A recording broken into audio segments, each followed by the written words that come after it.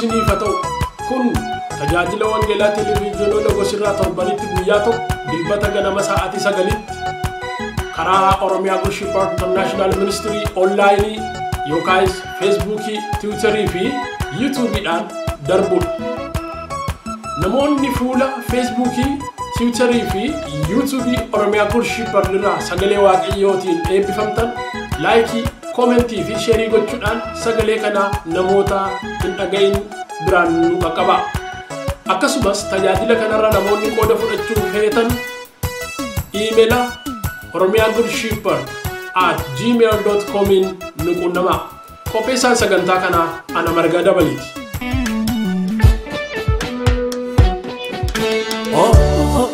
Dema bifake umame aku masakani jirenya fuamame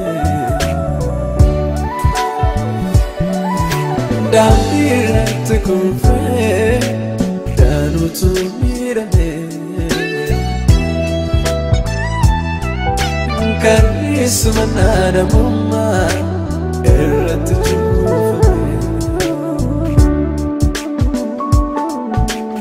erkal kasi danoni tafufu agam tope karatafu erkal kasi danoni tafufu agam tope karatafu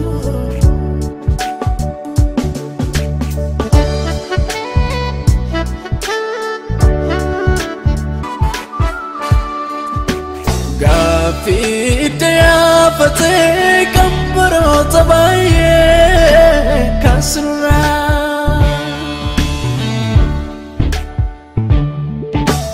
Undu gola kaba godete kabiye kasra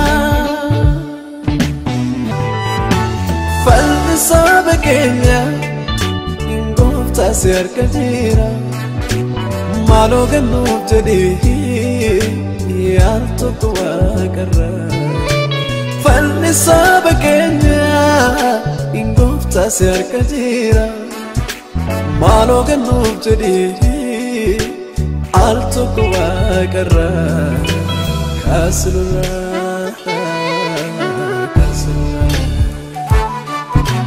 kaslura oh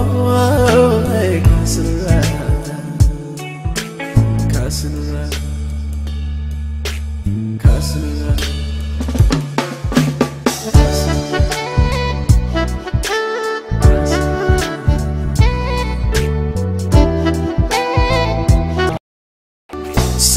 Rabu fate gaddu gedira kaslura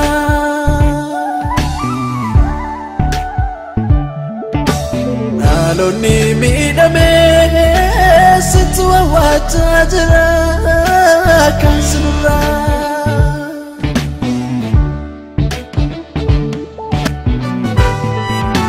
Ondubo adema Kasawalana situ barbate sa Jesus fulmata farale Ondubo adema kasawalana situ barbate sa Jesus fulmata kaslura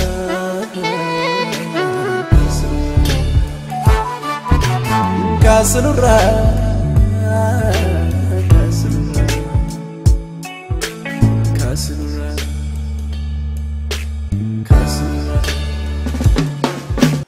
Torban darbe sagalee waaqayyoo wal gargaarsa obboloota ofiif dirmachuu maatii ofiif dirmachuu saba ofiif dirmachuu kan jedhu sagalee waaqayyoo irraa ilaalle turre har'ammoo sabboonummaan saba tokko yookaan sabboonummaan hawaasa tokko macaafa qulqulluu keessatti akkamitti ilaalama yookaan macaafa qulqulluun waa'ee sabboonummaa saba tokko maal jedha kan jedhu gabaabaatti gadi fageenyaan osoo hin taane gabaabaadhumatti yaada isaa yeroo qabnu keessatti dubbachuu barbaada. Kanaaf kanan irraa ka'u kakuu moofaa macaafaa seera ba'uu boqonnaa 2 lakkoofsa 11 hamma 13 kan jiru dubbisa. Museen nama ga'aa erga ta'ee gaaf tokko gara sanyii isaatti gadi ba'ee hojii isa ba'aa ulfaataa isaanitti ta'e sana in ilaale. Namni Gibxii tokko Ibroota sanyii isaa keessaa isa tokko utuu rukutuus arge. Inni asiif achi ilaalee nama biraa tokkollee yeroo dhabetti namticha Gibxii sana ajjeesee reeffa isaa cirracha jala dhoksee jedha. Sagalee kana akka Waaqa nutti dubbatuuf kadhanna. Yaa isa Waaqaaf lafa uumtee Gooftaa hundumaa dandeessu jaalala keef geggeessaa keessa gaariidhaaf galanniif ulfinni guddaan siif haa ta'u.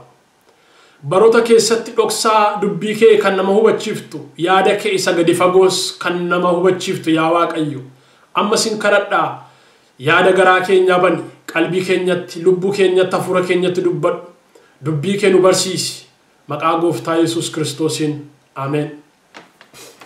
Kutaan amma dubbise kanarratti qabxiilee gurguddaa hedduu argina achi keessa garoon waa 2 yookaan waa 3 qofaan dubbadhe darba. Seera ba'uu boqonnaa 2 lakkoofsa 11 hamma 13 yaadi jiru achirratti akkana jedha. Tokko Museen sanyii isaatti gadi ba'ee jedha. Sanyii isaatti gadi ba'eedha. Eessa tureetii sanyii isaatti gadi ba'a Museen jettanii gaafachuu maltu. Museeni warra Ibrootaa keessaa dhalate abbaan isaas haati isaas Ibruudha. Garuu xinnummaa isaatti yeroo inni dhalate dhiironni waan ajjeefamaniif namni qomoo yookaan sanyii Hibruu ta'ee dhalate biyya Misir keessatti waan ajjeefamuuf dhiirri haati isaa dhattee bishaan irratti gatte.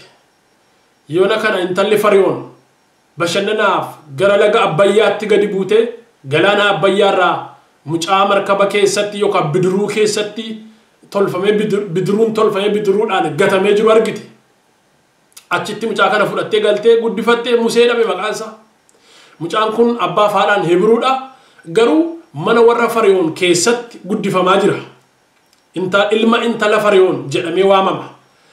Gaaf tokko garuu Museen warra Fariyoon ta'uusaa akka hin taane hubateeti Hibruu ta'uusaa arge. Hibroota ta'uusaa of argee of baree hin dammaqee jechuudha. Dammaqiinsa Hibruu ta'uusaa hubateeti warra Ibrootaatti gadi ba'e saba isaatti. Mana mootummaa keessaati saba akka garbaatti garba ta'ee biyya Misir keessatti dhiitamuu itti gadi ba'e mana mootummaa keessaa. Achiiti saba Israa'elitti gadi ba'e. Innis jedha Ibrootaaf warra Misir gidduu lola jiru arge.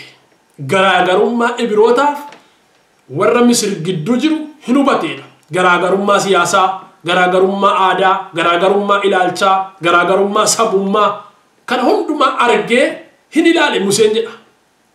Arguusaa duwwaa miti hin hubatee si'edha. Achii booda gaafa gadi ba'ee argu nama Ibruudhaaf nama Misir tokkotu wal lolaa jira arge. Yeroo argu Museen Hibruu ta'uusaa waan argeef waan amaneef gara qomoo isaatii gara warra isa Hibrichaa goreetii warra Misir lola duwwaas mini ajjeese gatee jedha. Macaafi qulqulluun kakuu haaraan Ibroota boqonnaa 11 lakkoofsa 24 amma 26tti akkana jedha. Gocha Museen gaafa sana dubbate abbaan ergaa Hibrootaa barreessu. Museen yeroo of baree ilma intala Fariyoon ta'uu hin dide yookaayis Fariyoonummaa jibbe hin dideedha. An ilma intala Fariyoon miti. An gosa warra Fariyoon keessa miti. Sanyiin koo Fariyoon miti. An Hibruudha. An ilma intala Fariyoon miti. An abbaa qabaa, haadha qabaa, sanyiis qabaa, gosa qabaa, sanatti waamama. An Fariyoon miti. An Misir miti. An Hibruudha jedhe. Hin didee jedha. Lammaffaan saba Israa'elii wajjin rakkina keessa jiraachuu filateedha. Jireenya mana mootummaa, jireenya qannoo, jireenya gaarii, jireenya mootonni jiraatan jireenya geggeessitoonni biyyaa jiraatan tokko jiraachuu jibbee saba isaa wajjin rakkina gidiraa dhiphina sana hirmaachuu hin filate akka filannootti fudhate. Sadaffaa irratti Museen ija isaa egeree isaa irra waan kaa'ateef soorumni warra Misir isaa hin ajaa'ibneedha. Qabeenyi isaanii, guddinni isaanii, mootummaan isaanii, badhaadhummaan isaanii waa tokko Musee hin ajaa'ibne. Sababi isaa Museen ija isaa galgala isaa irra kaa'ate, egeree isaa irra kaa'ate. Lammaffaa sadaffaa irratti dheekkamsi mootii Misir Musee waan hin sodaachisiniif Museenis ejjennoo isaatti itti ciche. Dheekkamsi isaanii, doorsisi isaanii, waraanni isaanii, seerri isaanii Musee hin sodaachifne. Itti dheekkamuun isaanii, loluun isaanii, waraana hedduu qabaachuun isaanii, mootummaa harkaa qabaachuun isaanii, seera harkaa qabaachuun isaanii Musee hin sodaachifne. Museen gara kuteenyaan saba Israa'elitti itti gadi ba'ee rakkina sana filatee galgala isaa ija isaa kaawwatee jedha. Macaafa macaafa raajichaa Yoonaan immoo akkana jedha. Boqonnaa 1:9 irratti Yoonaas akkana jedhe.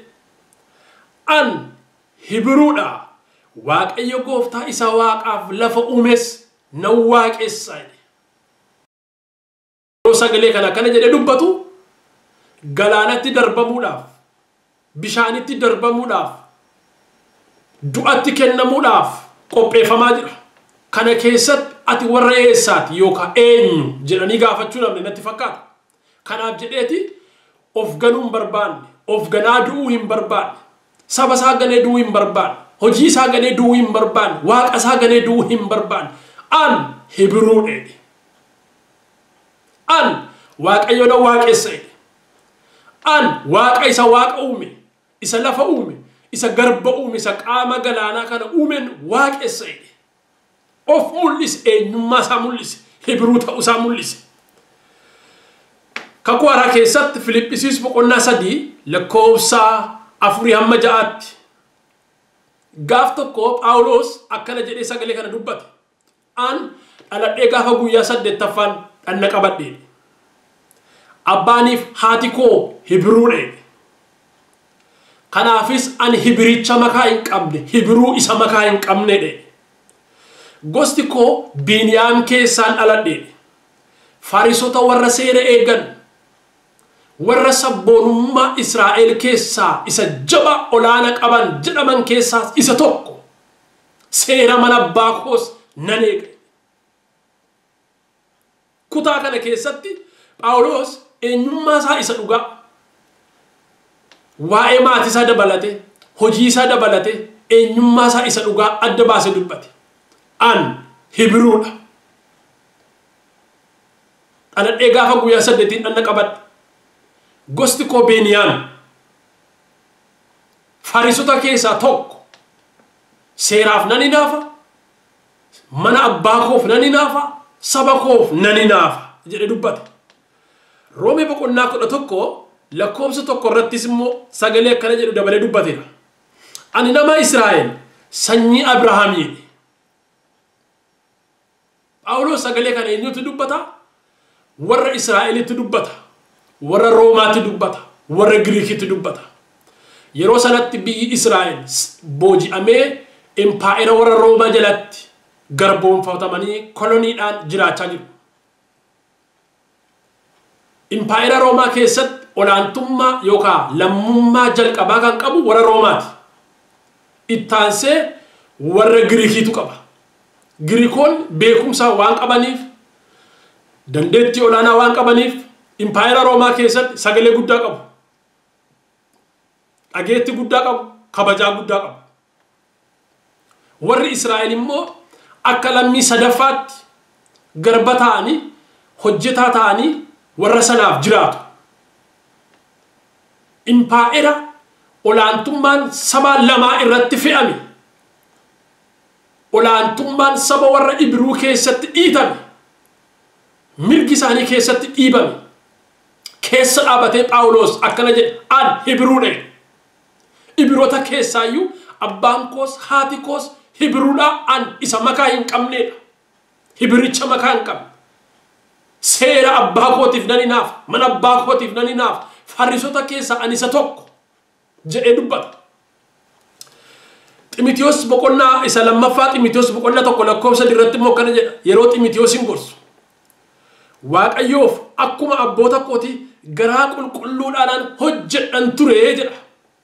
Seenaa abboota isaati, gocha abboota isaati, hojii abboota isaatis ganaan jiru Phaawulos. Hojii abboonni isaa hojjetan, kaayyoo abboota isaanii garaa isaa guutuu itti amanee hojjeta. Anis akkuma abboota koo hojii abboonni koo hojjetan garaa koo guutuun Waaqayyoof hojjedha jedha. Hojii ergamootaa boqonnaa 22 lakkoofsa irratti immoo an Yihuudiidha jedhe. Isin biratti impaayera kana keessatti tarii Yihuudummaan akka cubbuutti, akka doofummaatti, akka wallaalummaatti, akka yakkaatti ilaalamata. Ani garuu Yihuudii keessaa isa tokko. Yihuudii qofa miti. Qilqiyaa keessaa Xarseesittan dhaladhe, Yerusaalemiin itti immoo guddadhe. Iddoon itti guddina isaa, bakki itti dhaloota isaas handhuura Israa'el keessa ta'uu adda baasee dubbata jechuudha. Maaliif akkana jedhe? Yeroo sanatti Israa'eloonni biyya lafaarra faca'anii waan jiraniif, biyyoota garaagaraa waan jiraniif, isaan gidduu garaagarummaa ilaalchaatu jira, garaagarummaa amantiitu jira, garaagarummaa siyaasaatu isaan gidduu jira. Akkasuma garaagarummaan aadaallee isaan gidduu jira. Warri biyya biraatti booji'amanii biyya biraa dhaqan ilaalcha biyya sanaa fudhataniiru, amantii biyya sanaa fudhataniiru, siyaasa biyya sanaa fudhataniiru. Kanaaf Israa'eloonni warri biyya keessa jiraataniif warri impaayera Roomaa keessa iddoo garaagaraatti booji'amanii faca'an warri nuyi Helenistii jennee waamnu sun fi warri biyyuma abboota isaanii keessa jiraatan gidduu garaagarummaa ilaalchaatu jira. Garaagarummaa siyaasaatu jira. Garaagarummaa aadaatu jira. Kanaaf jedhee Phaawulos an isa oriijinaaliidha. Biyyuma koo sana keessatti dhaladhe. Achumattan guddadhe, Yerusaalemittan guddadhes. Kanaaf warra biyya biraatii dhufan illee miti. Abbaan koos, haati koos lafan itti dhaladhes, lafan itti guddadhes. Manni barumsaa ani itti baradhee guddadhes biyyuma Israa'el keessaa jedhe dubbata. Maal jedhe dubbata? Mana barumsaa seeraa kan Gamaali'eel barsiisu yookaan Gamaali'eel jechuun abbaa seeraa, filosooferii yookaan falaasfaa beekamaa Israa'el keessaa tokko. Isa birattan guddadhe, mana barumsaa isaattan baradhe.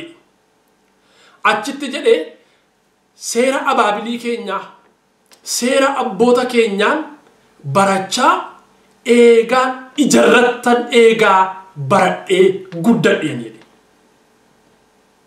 Seera abaabilii keenya, aadaa keenya, duudhaa keenya, seenaa keenya ijarrattan eegaa baradheen guddadhee jedhee eenyummaa isaa falmata.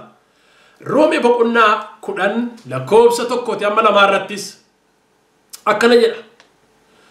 Edda Yihuudii ta'uu isaa amane, edda seenaa jireenya isaa hundumaa dubbate booda immoo waa'ee saba ilaalcha saba isaatiif qabu, ejjennoo saba isaatiif qabu, hawwii saba isaatiif qabu immoo akkana jedhe dubbata. Yihuudoonni akka fayyan garaa koo hundumaa nan hawwadhe. Waan gaarii isaaniif hawwaa, waan gaarii isaaniif jaallata. Akka Yihuudoonni fayyan garaa koo guutuun isaaniif hawwaa. Nan jaalladha saba koo. Hojii saba koo keessatti Waaqayyo akka ulfina argatu. Sabni koo akka inni fayyu, akka inni eebbifamu, akka inni nagaa argatu, akka inni of ta'ee jiraatuuf nan jaalladha saba koo. Saba kanarraan dhaladhe, saba kana keessattan guddadhe, seera saba kanaan baradhe, haqa saba kanaa eegaan guddadhe, seera abaabilii keenya eegaan guddadhe. Sabi kun immoo akka inni fayyu, akka inni waan gaariitti milkaa'u nan hawwaaf, nan jaalladhaaf. Irraa dhalachuu duwwaa miti, keessatti guddachuu duwwaa miti, seenaa isaaf seera isaa, aadaa isaaniif duudhaa isaanii beekuu qofa miti. Saba kun akka inni fayyu, sabni kun akka inni lafa yaade akeeka isaa bira ga'us an waan gaarii nan hawwaaf, nan jaalladhaaf erga jedhee booda. Kanaaf Waaqayyoon isaaniif nan kadhadhaa jedha. Waaqayyoon isaaniif nan kadhadha saba kanaaf, saba miidhamaa jiruuf, saba impaayera Roomaa keessatti dhiitamaa jiruuf, saba mirgisaa, haqnisaa, seenaansaa, duudhisaaf, eenyummaansaa impaayera kana keessatti awwaalamee jiruuf an Waaqayyoon nan kadhadha. Sabi kun akka inni waan gaarii argatu, akka inni waan dheebote hundumaa harkaan qabatuufis immoo nan hawwa. Akka isaan Waaqayyoof inaafanis an dhugaa nan ba'aaf jedhe. Sabni koo kun waan gaarii hinaafa, Waaqayyoof hinaafa, waan gaarii dheebota, waan gaarii barbaada. Kanaaf saba kanaaf nan hinaafa jedha. Phaawulos ergaa kana warra Roomaadhaaf barreessa. Sagalee kana yeroo dubbatu warra Roomaatti dubbata. Warri Roomaa warra Israa'el wajjin wal dhibbee qabanidha. Warri Roomaa warra aadaa saba Israa'el gadi qabanidha. Macaafa kakuu haaraa keessatti garaagarummaa sabootaa hedduutu jira. Saboonni yeroo sana impaayera Roomaa keessa jiraatan Phaawulos fa'aa wangeelatti lallaban. Isaan kaan eenyummaa isaanii dhorkamanii, isaan kaan immoo eenyummaa isaanii saboota kan biroo irratti fe'anii, isaan kaan aadaa isaanii dhorkamanii, isaan kaan immoo aadaa isaanii saboota kaan irratti fe'atanii waan jiraniif saboonni kun lamaan saboonni mirgi isaanii dhiitameef, saboonni mirgi isaanii daran ol kaafamee saboota warra kaan irratti ol ilaalama. Gidduu garaagarummaa ilaalchaatu jira. Garaagarummaa siyaasaatu jira. Garaagarummaa afaanitu jira. Garaagarummaa ilaalchaatu jira. Garaagarummaa aadaatu jira. Warri Roomaa egaa warra olaantummaa afaanii, olaantummaa siyaasaa, olaantummaa dinagdee, olaantummaa eenyummaa qabaatanii jiranidha. Saba kanatti Phaawulos waa'ee ofiisaa dubbata akkana jedhe. An Yihuudoota keessaa isa tokko inni wangeela isinitti lallabu. Yihuudoonni immoo warra isaan ija ammaatiin ilaalan sana. Edda jedhe booda ani isaaniif waan gaarii hawwa. Isaan Waaqayyoon akka gaariitti inaaf, ani immoo isaaniif Waaqayyoon nan kadhadha. Phaawulos kutaa kana keessatti afaan saba isaa ta'ee warra ormaatti dubbataa jira. Sabi kun Israa'eliif alagaadha. Israa'elis isaaniif alagaadha. Phaawulos immoo saba kana gidduu jiraata. Saba kanatti wangeela lallabaa jira. Kanaaf maal jedha? Gaarummaa sabi isaa qabu. Sabni isaa eenyuun akka isaan ta'an, hojii akkamii akka isaan hojjetan hubannaa isaaniif kennaa jira. Afaan har'a nuyi dubbannuun Phaawulos public relationship ta'ee Israa'eliif warra Roomaa gidduu dhaabatee waan dubbachaa jiru fakkaata. Ambaasaadara Israa'elootaa ta'ee warra Roomaatti waan ergame fakkaata. Dippiloomaasii warra Roomaadhaaf Israa'el gidduu waan hojjechaa jiru fakkaata. Maaliif kutaa kanarratti eenyummaa warra Israa'el, eenyummaa warra Hibruu adda baasee dubbata. Isaan Waaqayyoof hinaafu. Isaaniif Waaqayyoon kadhataa jirra. Isaan akka isaan Waaqayyoof hinaafan, akka isaan hojii gaarii hojjetan ani isiniif dhugaa ba'eedha. Nu immoo isaaniif waan gaarii hawwina. Kana jechuun isinis waan gaarii hawwaafi jechuudha. Kana jechuun isinis Waaqayyoon kadhadhaafi jechuudha. Kana jechuun isinis saba kana hin jibbinaati. Akka saba Waaqayyootti, akka saba Waaqayyoon beekutti, akka saba gaarii tokkotti ilaalaa jechuudha hiikni isaa. Egaa Phaawulos eenyummaa isaa dubbatee, maatii isaa dubbatee, biyya isaa dubbatee, akkaataa barnoota isaa dubbatee, akkaataa guddina isaa dubbatee, ejjennoo isaas dhumarratti adda baasee hime. Ejjennoo isaa akka saba isaa jaallatu, ejjennoo isaa akka saba isaatiif kadhataa jiru, akka sabni isaa Waaqayyoon beekan, Waaqayyoof inaafan sirriitti adda baasee warra Roomaatti himaa jira. Macaafa qulqulluu keessatti namoonni eenyummaa isaanii ganan akkuma jiran namoonni hedduun eenyummaa isaanii qabatanii Waaqayyoo waaqessaa turaniiru. Waaqayyoo eenyummaa keenyaa wajjin nu beeka. Of ganuun hojii harka Waaqayyoo ganuudha. Namni ofiisaa ganne Waaqayyoonis ganeera. Hojii Waaqayyoos ganeera. namni eenyummaa waaqayyoo ittiin isa uume gane waaqayyoon mormaa jira. Hojii harka waaqayyoon mormuun sirri miti. Eenyummaa ofii ganuun cubbuudha. Sabboonummaan akka cubbutti yoo ilaaltan sagaleen amma olii amma gadiitti isin dubbise kun hundumtuu waa'ee sabboonummaa adda baase nutti dubbata. Hibruu ta'uun warra Roomaa biratti yoo akka tuffatama akka doofummaatti ilaalame iyyuu Hibroota biratti immoo akka sabummaatti, akka sabboonummaatti, akka mucaanamummaatti ilaalama.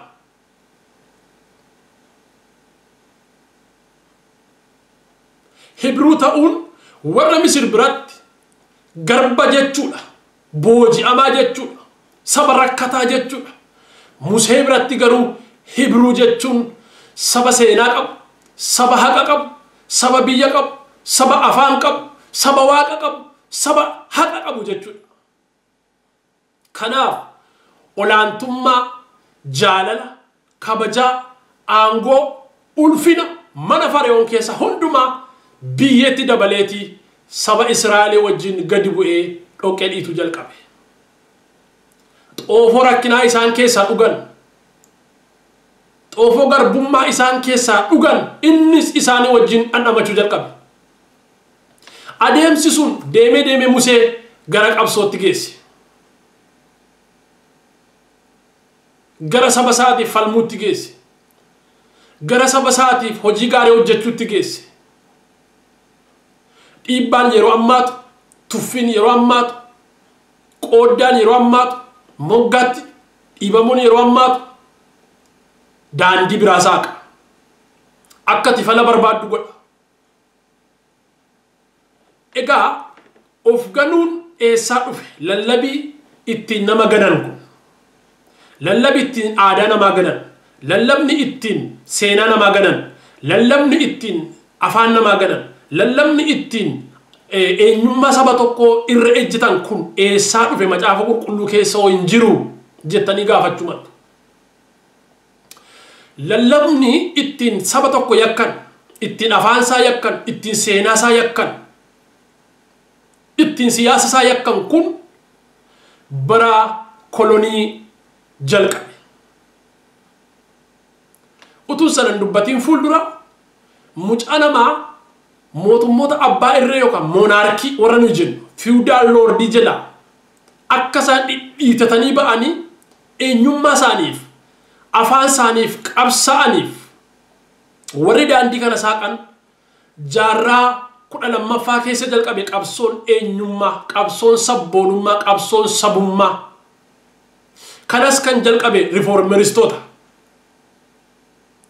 Warra waldaa kiristaanaa haaressantu jaarraa 12ffaa keessa Awurooppaa keessatti, Eeshiyaa keessatti jalqabe. Innis maalirraa jalqabaa? Wangeela afaan saba tokkoon lallabuun cubbuudha moo cubbuu miti kan jedhuun jalqabe. Riformeristoonni afaan saba tokkoo wangeela lallabuun cubbuu miti jedhan. Warri Kaatolikii Roomaa garuu afaan saba tokkootiin afaan sabootaa hedduudhaan wangeela lallabuun sirri miti jedhan. Wangeelli afaanumaa laatinii qofaan lallabamuu qaba jedhan. Biyya lafaa irratti waldaa tokko, amantii tokko, dokterinii tokko kan jedhu hordofu turan. Riformeristoonni immoo ka'anii lakkii waldaan baay'ee ta'uu dandeessi. Afaanis baay'ee ta'uu danda'a. Saboota irratti hundaa'a waan ta'eef. Kanaafiyyuu wanti isin jettan kun sirrii miti jedhanii wangeela afaan garaa garaatti hiikuu jalqaban. Wangeela afaan garaa garaatti hiikuu afaan sabootaatiin wangeela saboota hedduu biraan ga'uudhaaf qabsoo haara'umsa jijjiiramaa jalqaban. Isaan keessa akka fakkeenyaatti riformeristoonni jaarraa 16ffaa keessa hedduu beekamuudha. Maartin Luuter faa. Isa jalqaba Maartin Luuter macaafa qulqulluu afaan Jarmaniitti hiike.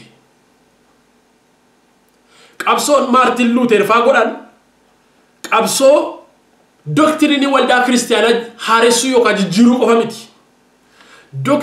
Doktrinii aadaa, siyaasa, afaan sabootaa ol kaasuuf keessaa qaba.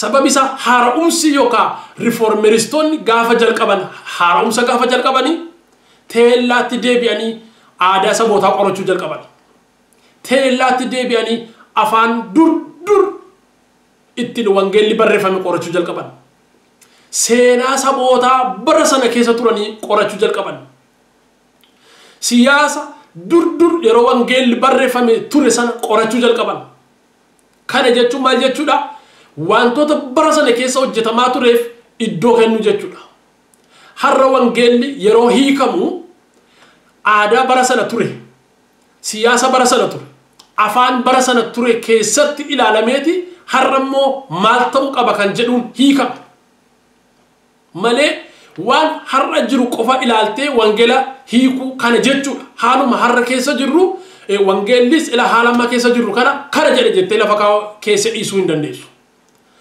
namoonni macaafa qulqulluu barattan akka inu galutti contextualize gochuu jechuudha historical background bara sanatti maal ture seenaa akkamitti ture maaliif akkana jedhamee teellaatti deebamee qoratama kana kan jalqabe reformeristoota kana keessatti macaafa qulqulluu hiikasaa isa dhugaa argachuu keessatti aadaa saboota sana qayyabachuun afaan saboota sana qayyabachuun seenaa saboota sana qayyabachuun politikaa bara sana siyaasa bara sana ture qayyabachuun dirqama ture jechuudha kun immoo warra kaatolikii roomaa baay'ee aarse kanaaf hojiin reformeristoonni hojjetan qabsoo afaanii of keessaa qaba qabsoo siyaasaa of keessaa qaba qabsoo eenyummaas of keessaa qaba sabboonummaadhaan wajjin wal qabatee jira jechuudha egaa kun jalqaba jaarraa 19ffaa keessa immoo gara biraatti hiikamuu jalqabame gaafa warri kolonistoonni warri awurooppaa gara ardi afrikaatti godaanan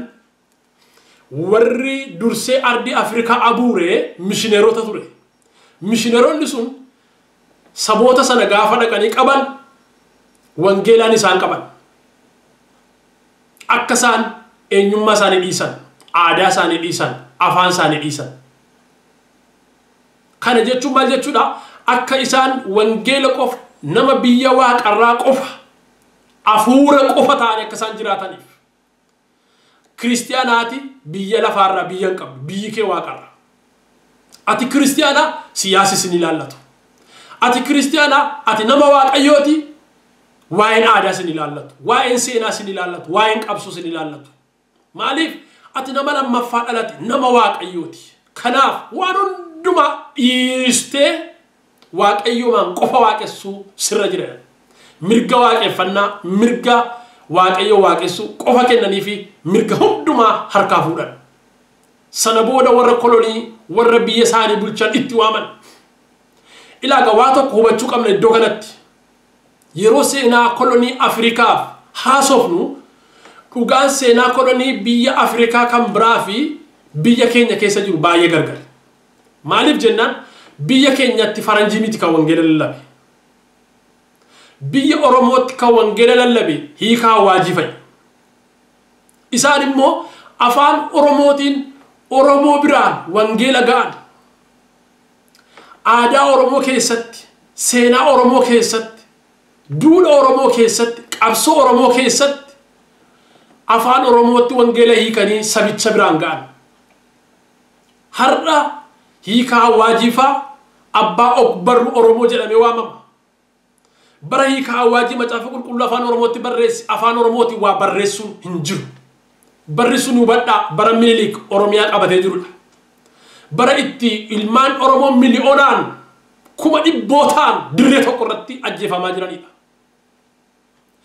bara sana keessa namni afaan oromoo haasa'e yookaan arraba isaatu cita yookaan qaama saalaa isaatu cita jedhamee seera minilik keessa kaa'amee jiru keessatti hiika awwaajii macaafa qulqulluu afaan oromootti hiikee biyya oromiyaa fide kana duwwaa immoo miti ofii isaatis nama biyya oromooti dhaqe ta'uusaa adda baasee dubbate minilikitti simeera macaafa qulqulluu fuula jalqabaa irrattis eenyummaa isaa adda baasee dubbateera of ganee dhaqee wangeela lallabne hiika awwaajii aan hiika awwaajii ilma oromooti biyya oromiyaatti dhaladhe kunoo afaan oromootiin wangeela sitti lallabaa jedhee uummata oromootti minilikittis kanatti jalqaba akka finfinnee ga'een galma mana mootummaa Minilikiitti afeeramee achitti dhaqee Minilikiitti ilaalan Oromoodha ilma Oromooti wangeela lallaba Oromoottan lallaba afaan Oromoon lallaba kunoo macaafi koot isa kana jedhee macaafa tokko kenneef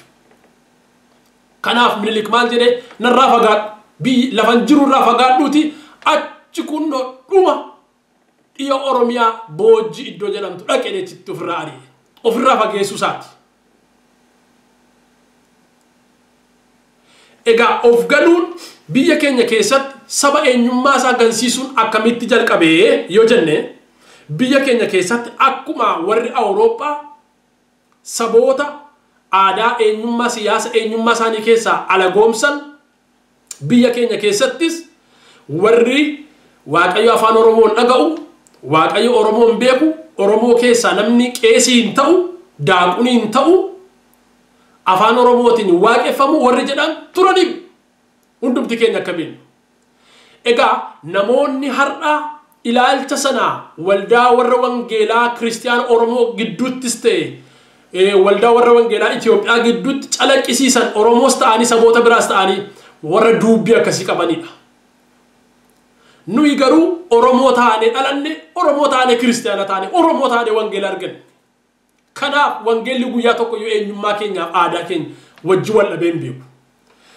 Egaa akkasuma hiika awwaajiifaa seenaa jajjabaa hojjetan Gannoo Salbaanaa Feebeen Abbaa Magaal Daani'eel Dabalaafaa afaan Oromoo uummata Oromoo barsiisan deebisanii barreessuu dubbisuu afoolasaa seenaasaa duudhasaa barreessaniiti saba Oromoof ol ka'an har'a sadarkaa yuunivarsiitiitti warri afaan Oromoo sadarkaa digrii jalqabaatti baratan barreeffama hiikaa awwaajiifaa Gannoo Salbaanaafaa Feebeen Abbaa Magaalfaa barreessanii ol ka'an sanarraati baratu jechuudha. Afoola warri baratan warri afaan Oromoo baratan kitaabni isaan bara sana barreessan har'a kitaaba barnootaa ta'ee ilmaan Oromoo tajaajilaa jira.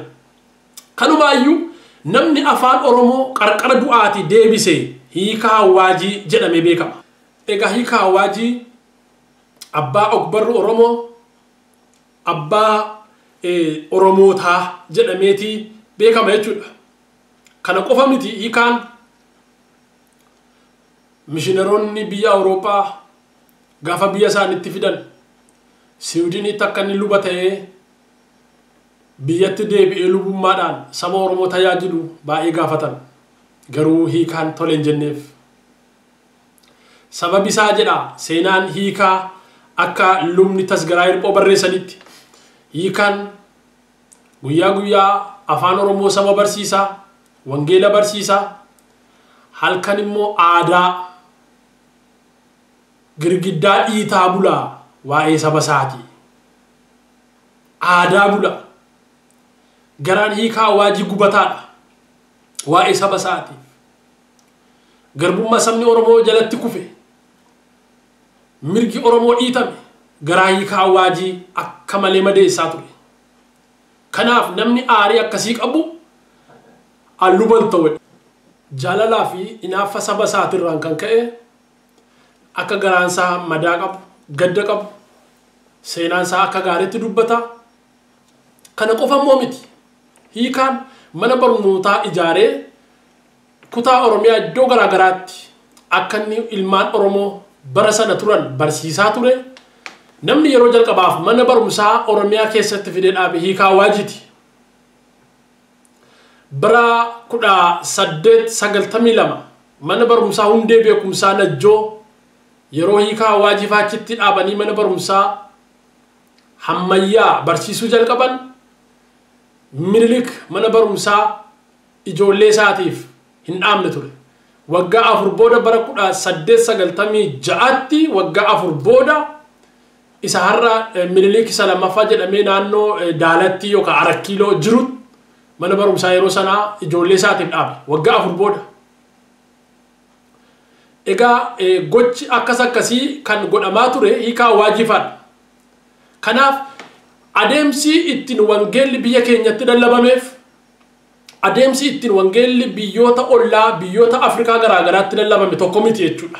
Kanaafan seenaa kan hundumaatti dhaqee hiika waajifaa aadaa keenya seenaa keenya duudhaa keenya eenyummaa keenya keessatti afaan keenyaan wangeela nu biraan ga'an malee aadaa keenya nu gansiifne eenyummaa keenya nu gansiifne warri aadaa isaanii ganan eenyummaa isaanii ganan saba isaanii ganan rakkina dhuunfaa mataa isaaniiti ilaalcha mataa isaaniiti malee seenaa keessas hin jiru macaafa qulqulluu keessas hin jiru macaafa qulqulluu akkama dubbifan seenaanis akkama dubbifan seenaa amantoota yookaan tajaajiltoota yookaan waldaa kiristaanaa biyya lafaa irratti waldaan aadaa kee dhiisi eenyummaa kee dhiisi seenaa kee dhiisi jettu hin turre garuu namoonni sanaan qabatanii kaayyoof adeemsa ofii isaanii ittiin olaantummaa ofii isaanii sabummaa isaanii mul'ifachuu barbaadan turaniiru garuu edda waldaan kiristaanaa haaromte riformeristoonni waldaa kiristaanaa haareessanii amantoota wangeelaa gidduutti gochi akkasii baay'ee hin babal'anne lammaffaan namoota luba ta'anii yookaan geggeessitoota waldaa kiristaanaa ta'anii mirga mucaa namaaf qabsa'an keessaa Martin Luther King walqixxummaa gurraachaaf adii gidduu jiru isa kana namni hundumtuu nu beektu har'a viidiyoo isaas hin argitu seenaan isaas baay'ee dubbatama baay'ee barreeffameera namoota baay'ee irratti haasa'ama yaadannoon guyyoota garaa garaatti waggaatti godhamaa fi isa kana beenna namni nuti keenya Martin Luther irraa har'a maal barra nuti hiikaa waajii irraa har'a maal barra nuti yookaan seenaa Oromoo keessa hiikaa waajii duwwaadha geggeessitoonni amantoota waldaa warra wangeelaa Oromoo keessa geggeessitoonni akkasiis turaniiru fakkeenyaaf yaadannoo yeroo dhiyoo lubi guddinaa tumsaa geggeessaa olaanaa waldaa warra wangeelaa makaana Yesuusiiti akkasuma mirga Oromootiif haqa mucaa namaatiif nama utuu qabsaa'u wareegameedha luba ilmu Oromooti mirga Oromootiif falma wangeela lallaba ture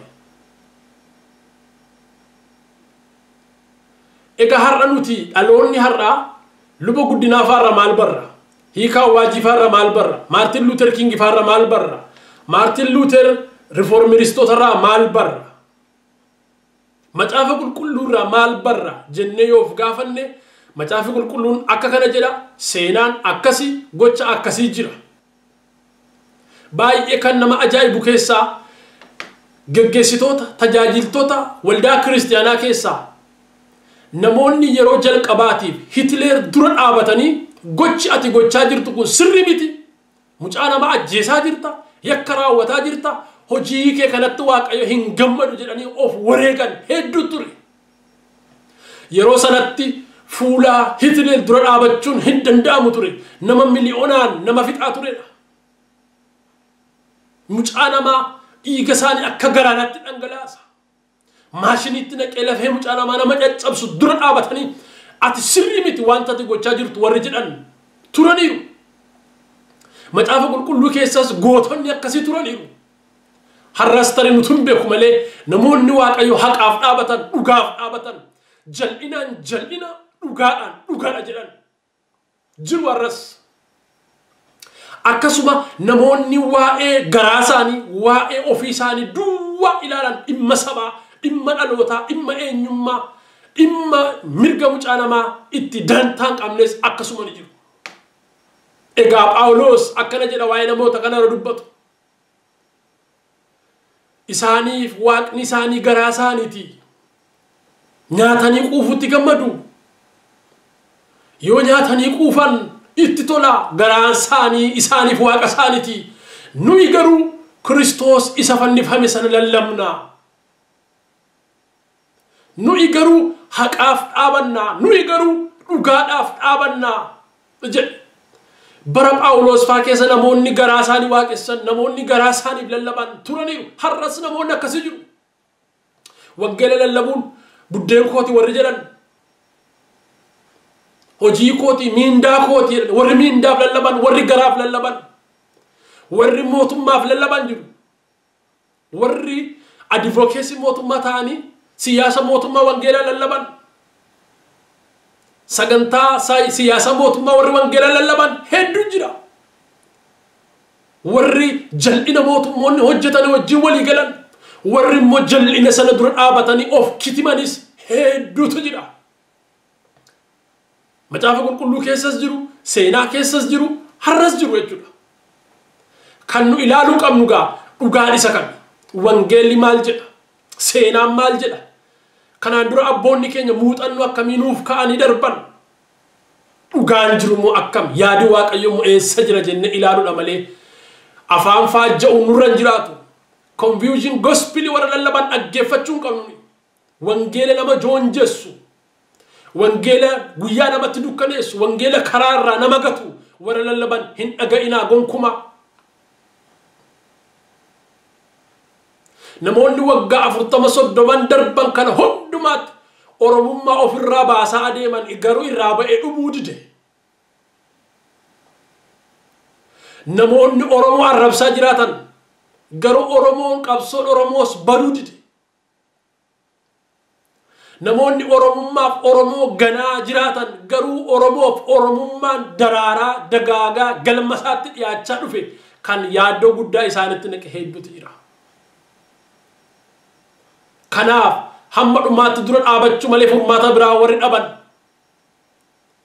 kana waggoota 10-15 dura nuuf galenuuf. Kanaaf gaafa wangeela ittiin nama joonjessan lallabuudhaaf karaa baay'ee shirri hedduun xaxamaa ture. Keessattuu tajaajiltoonni Oromoo akka isaan magaalaatti hin galle, akka isaan magaalaa keessa hin jiraan, keessattuu akka isaan magaalota Oromiyaa Finfinnee dabalate keessumaa magaalaa Finfinnee keessatti adeemfamanii ari'amaa yeroo turan.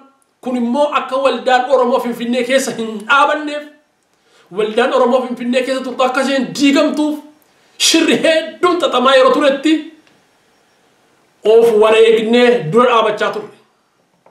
Ittiin mormaa turre. Waggaa 10-15 irraa afaan Oromootiin magaalaa Finfinnee keessatti wangeela lallabuun cubbuu ture. Lafa nu jilbeeffannee kadhannutti dhagaatu nutti guuramaa ture. Taaksiin gara waldaa Oromootti nama geessitu gaafa sagantaan afaan Oromoo yookaan gaafa sagantaan jiraatu achirraa maqanii karaa biraa deemaa turan. Kun mudannoo waan jireenya keenya nurra ga'e. An miilla kootiin guyyaa baay'een deemee dhaqaa ture sababa isaa taaksii waan nu fuuneef. Keessumaa adda baasanii gaafa nu baran immoo nu diduutti ka'an taaksii isaanii akka nu hin yaabbanneef. Dhagaa nutti guuru lafa ni waaqeffannutti. Achitti dhufanii nu doorsisu. Wanzi የማይሻገር ቋንቋ afaan laganceeni afaan gatii hin qabne yaatiyaati ቋንቋ afaan cubbamaa afaan saba cubbu maaliif itti rakkattu jedhanii mul'inatti namoonni nu gorsaa nu sosodaachisaa nu dheekkamaa balbala tajaajilaa nutti cufaa jireenyaan nu doorsisaa turaniin har'a garuu dhiibbaa sana hundumaa keessa darbee waldaan amantoota Oromoo Finfinnee keessatti dagaaguu bira darbee waldoota warra kan biraa caalaa jira. Jijjiiramni akkasii waggoota 15 keessatti kan dhufe yoo waggaa 15 ammas itti fufne eessa akka geenyu tilmaamuun namanni gochuudha.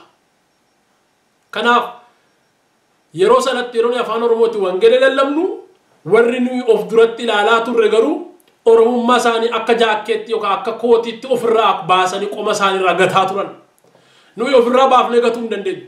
Wanta nuyi ofirraa baafnee gannus waan nuyi uffannee karaadhaa suuqiidhaa gabaa keessaa bitannee uffannus miti. Ittiin alanne dhiiga keenya, saba keenya, eenyummaa keenya.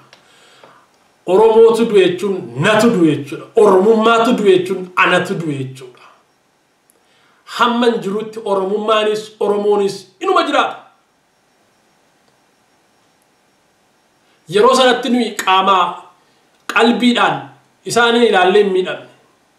Ergami isaa eessa akka ta'e maal akka ta'e sirriitti beekna turre jechuudha. Isa kana yoo haasofne seenaa bal'aa ta'a garuu kanaaf isa kana dhiifne amma maal gochuu qabna? Kaayyoo keenyatti jabaachuu qabna. Dhugaa keenyatti jabaachuu qabna malee kanaan warri sodaattan, kanaanis warri amantoota Oromoo jibbitan, kanaanis warri wangeela jibbitan, kanaanis warri waldaa jibbitan yoo jiraattan kun dogoggora guddaadha irraa deebi'aa. Jijjiirraa tergama Odu gari lagagama Kayo faidan macae Ani na gaudende Cicerai do tergama Odu gari lagagama